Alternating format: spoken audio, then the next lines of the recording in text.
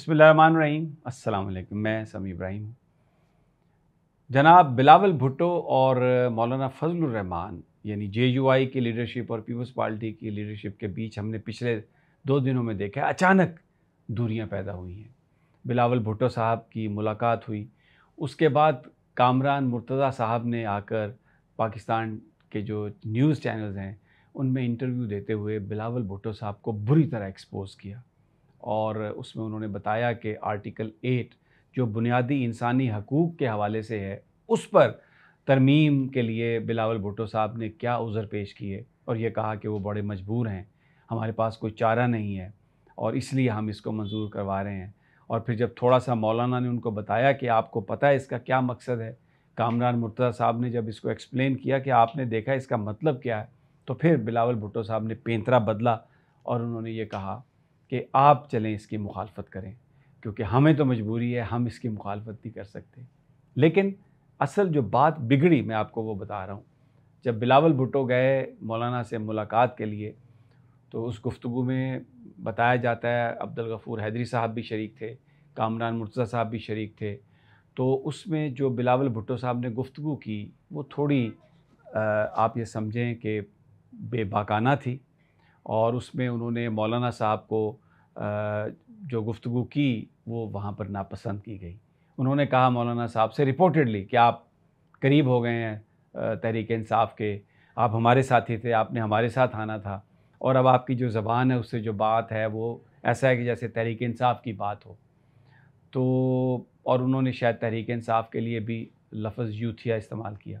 बहरहाल जो भी गुफ्तगू हुई रिपोर्टेडली इसका हो सकता है अल्फाज मुख्तलिफ हों।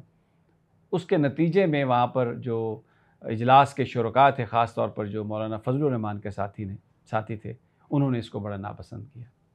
जब मीटिंग ख़त्म हो गई तो फिर ये फ़ैसला किया गया कि अब कामरान मुर्तज़ा साहब हकीकत से आगाह करें और ये बताएं लोगों को कि क्या सोच थी बिलावल भुट्टो की इंसानी हकूक़ के हवाले से। ये चैम्पियन हैं जमहूरियत के और कहते हैं मेरे नाना ने कुर्बानी दी, मेरी वालदा भी करी चली गईं, तो अब ये क्या सारी सूरत हाल है। तो फिर कामरान मुर्तज़ा साहब ने आके वो सारी गुफ्तगू खोल दी, जिसके नतीजे में बिलावल भुट्टो को एक्सपोज़ कर दिया कि ये जमहूरियत के हवाले से, इंसानी हकूक़ के हवाले से इनके ख़यालात क्या हैं और ये किस कदर मुख्तलिफ़ हैं ज़ुल्फ़िकार अली भुट्टो से और मोहतरमा बेनज़ीर भुट्टो से। शायद इन पर ज़रदारी की छाप ज़्यादा चढ़ गई है या एस्टेब्लिशमेंट की छाप चढ़ गई है, जिसमें आम वोटर, आम आदमी की कोई इतनी इज़्ज़त या उसकी इतनी से नहीं होती, तो इसको उन्होंने एक्सपोज़ किया। लेकिन इस पर कुछ और भी चीज़ें एग्रीवेट हो गई। जो बिलावल भुट्टो की जो मुलाकातें थी मौलाना फजलुर रहमान से और फिर जिस तरह नून लीग के लोगों को ये पता चला कि मौलाना साथ नहीं आ रहे, तो ये फ़ैसला किया गया कि ज़रा इलेक्शन कमीशन की तरफ से मौलाना को चाबी दिलवाई जाए। तो जिस तरह पीटीआई का मामला है इलेक्शन इंट्रा पार्टी इलेक्शंस का, इसी तरह जेयूआईएफ का भी मामला है और मौलाना फजलुर रहमान की जमात के साथ जो इलेक्शन कमीशन का रवैया अचानक ऐसा हो गया जैसे सौतेले भाइयों का होता है। तो उन्होंने मौलाना से कहा, चीफ़ इलेक्शन कमिश्नर ने, कि मौलाना के वकील से, कि आप तो 60 दिन का टाइम मांग रहे हैं, तो बहुत ज़्यादा है, फिर उसके बाद देखें क्या हो सकता है। तो मौलाना बड़े ज़ीरक आदमी हैं। मौलाना ने जब ये देखा कि अब ये चाबी इलेक्शन कमीशन से आ रही है, तो उन्होंने जब वो गए असद कैसर साहब की दावत में और वहाँ पर खाना वाना खा के जब बाहर निकले, तो उन्होंने सवाल के जवाब में ये कहा कि हम आईनी तरामीम को यकसर मुस्तरद करते हैं। बहुत एक स्ट्रॉन्ग मैसेज, यानी एक तमांचा मारा उन्होंने शहबाज शरीफ और नवाज़ शरीफ के मुँह पर। और ये बिलावल भुट्टो को भी एक जवाब था कि हम यकसर मुस्तरद करते हैं आपकी ये जो तरामीम है, क्योंकि मुसवदा बिलावल भुट्टो के पास भी था। तो फिर उन्होंने कहा कि मैं 10 दिनों के लिए मुल्तान जा रहा हूँ और कोई बिल्कुल सियासत नहीं होगी। तो जिस पर मोहसिन नकवी साहब, उन्होंने फ़ौरी तौर पर फ़ोन किया कि मैं आना चाहता हूँ। तो मौलाना ने कहा मैं तो मुल्तान जा रहा हूँ, लेकिन मोहसिन नकवी ने रिक्वेस्ट की तो मौलाना ने कहा ठीक है, मैं खड़ा हूँ, आ जाएँ। तो मोहसिन नकवी ने कहा जी ठीक है, मैं खड़े खड़े आपसे बात कर लूँगा। मोहसिन नकवी साहब आए तो खड़े खड़े उन्होंने बात की, लेकिन वो मौलाना साहब को यहाँ रुकने पर कायल नहीं कर सके। मौलाना साहब ने कहा अब सियासत जो है वो 10 दिनों के बाद होगी और मैं जा रहा हूँ मुल्तान, और इसके बाद वो मुल्तान तशरीफ़ ले गए। अब जब हकूमती लोगों से बात होती है हमारी, तो वो क्या कहते हैं? वो कहते हैं कि ये जो प्रोजेक्ट था आइन में तरमीम का, ये 2 बंदे इसके ज़िम्मेदार हैं।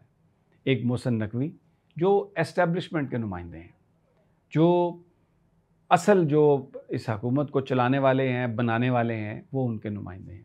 और दूसरे आज़म नज़ीर तारड़ जो सिविल हुकूमत के तरफ से वो पेश कर रहे थे मामलात को।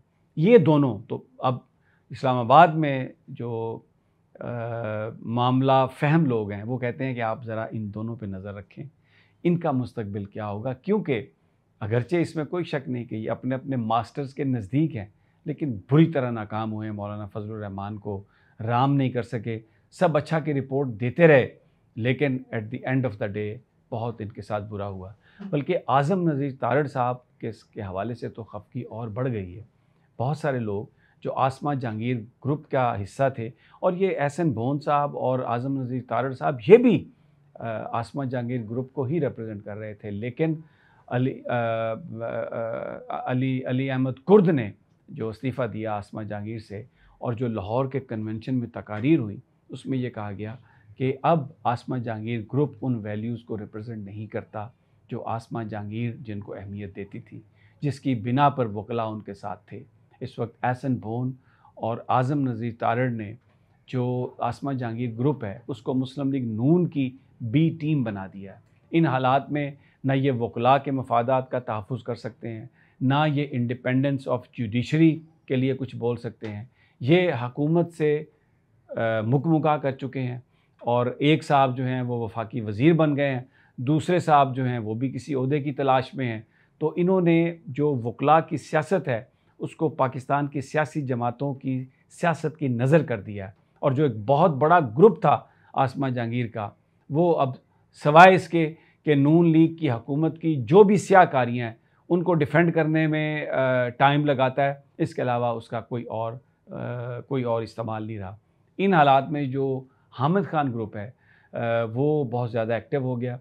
लाहौर में बड़ा कन्वेंशन, और उसके बाद उन्होंने मुल्क के एहतजाज का भी ऐलान किया। अब इन सारी चीज़ों का जो इम्पैक्ट है वो सुप्रीम कोर्ट बार के आने वाले जो अगले माह इलेक्शंस हैं उनमें बहुत होगा।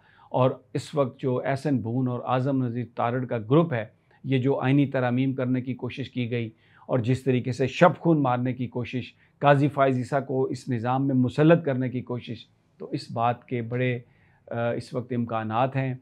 लोग जो समझने वाले लोग हैं वो ये कह रहे हैं कि शायद आसमा जहांगीर ग्रुप के लिए सुप्रीम कोर्ट बार का इलेक्शन, आने वाले जो इलेक्शंस हैं, वो जीतना आसान नहीं होगा, बल्कि मुश्किल तरीन होगा। इजाज़त अगली वीडियो तक, अल्लाह निगहबान।